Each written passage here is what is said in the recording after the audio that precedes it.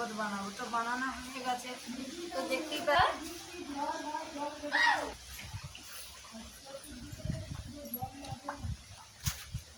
আমাকে রাখিস, তোরা তুই করে দিস নি। এবার লেবু নুন টুন দিয়ে গেছে। আচ্ছা,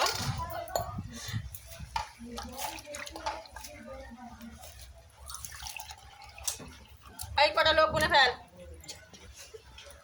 আমি সব তো ভালো তোরা হচ্ছে, এদের আপনার গ্লাস নেই বুঝলি, সবই বলতে হবে।